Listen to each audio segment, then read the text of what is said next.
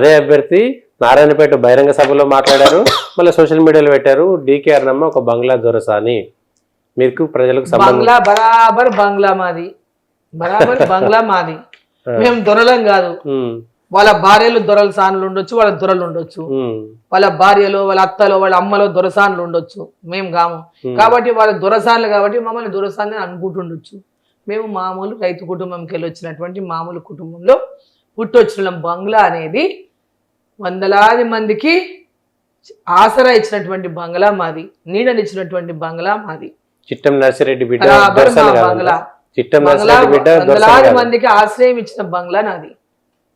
చిట్టం నర్సిరెడ్డి బిడ్డ దొరసాని కాదు. ఇప్పుడు చిట్టం నర్సిరెడ్డి ఒక మామూలు రైతు కుటుంబంలో పుట్టినటువంటి, ఒక వ్యవసాయ కుటుంబంలో పుట్టినటువంటి వ్యక్తిగా, ఒక ప్రజల యొక్క అభిమానంతో రాజకీయంగా ఎదిగినటువంటి నాయకుడు, ప్రజా సేవకుడిగా ప్రజల లోపల అభిమానం పొంది ప్రజల ద్వారా ఎన్నుకోబడి ప్రజల మధ్యలో ఉండి ఆ యొక్క కీర్తిని సంపాదించుకున్నటువంటి నాయకుడు చిట్టం నర్సిరెడ్డి. వాళ్ళకి ఈరోజు చిట్టం నర్సిరెడ్డిని కూడా తిడుతుండే. ఎందుకు తిడతలేరు అంటే, ఆడ మా నాయనకు కొడుకు బిడ్డ అంటే చిట్టం నర్సిరెడ్డి మనమరాలు ఎమ్మెల్యేగా గెలిచింది కాబట్టి నోరు మూసుకొని పడున్నారు. లేకుంటే మా నాయనని కూడా వీళ్ళు వదిలిపెట్టే వాళ్ళు కాదు. ఎందుకంటే మా నాయన ప్రాణాలు, మా తమ్ముని ప్రాణాలు పోయిందే కాంగ్రెస్ పార్టీదే కదా. కాంగ్రెస్ పార్టీ వాళ్ళే కదా, మా కాంగ్రెస్ పార్టీ అధికారం ఉన్నప్పుడే కదా మా తండ్రి ప్రాణాలు, మా తమ్ముని ప్రాణాలు, అమాయకులైన 10 మంది ప్రాణాలు పోయింది.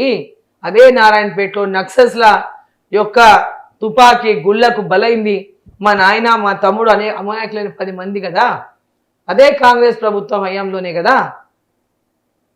వీళ్ళకి ఆ సోయి లేదు, ఆ సోయి వీళ్ళకి లేదు. సోయి లేని మాటలు మాట్లాడుతున్నారు. అక్కడనేమో తమ్ముడు అంటాడు, తమ్ముడిని గెలిపినికే బీసీకి సాయం చేసి అంటాడు, జలంధర్ రెడ్డిని ఓడగొట్టిన అంటాడు. ఆడ గెలిచింది మళ్ళీ బీసీనే.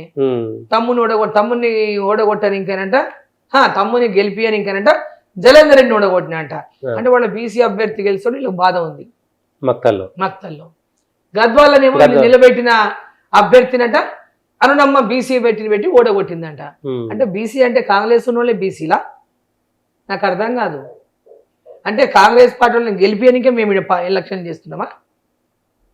కాంగ్రెస్ పార్టీ మేము నిలబెట్టడానికి గెలిపియనికే రాజకీయం చేస్తున్నామా? మేము ఎట్లా కనబడుతున్నాం వాళ్ళ కళ్ళకి? ఆడ కూడా ఒక బీసీ బిడ్డ, మరి కుర్వ కులానికి చెందినటువంటి రంజిత్ అనేటటువంటి అబ్బాయి ఇండిపెండెంట్ క్యాండిడేట్ గా పోటీ చేసిండు, మా ప్రాంతం ఆయన. మరి వాళ్ళు చెప్పేటామె ఏడికెళ్ళి వచ్చింది? మా ఊరామెనే కాదు కదా. పైసలు తీసుకొని టికెట్లు ఇచ్చిండు వీళ్ళు. రేవంత్ రెడ్డి గారు డబ్బులు తీసుకొని టికెట్లు ఇచ్చిండు. అదే రంజిత్ అనే అబ్బాయి డబ్బులు ఇవ్వలేదు, టికెట్ అడిగిండు, అదే కులమే. మరి ఎందుకు ఇలే మీరు?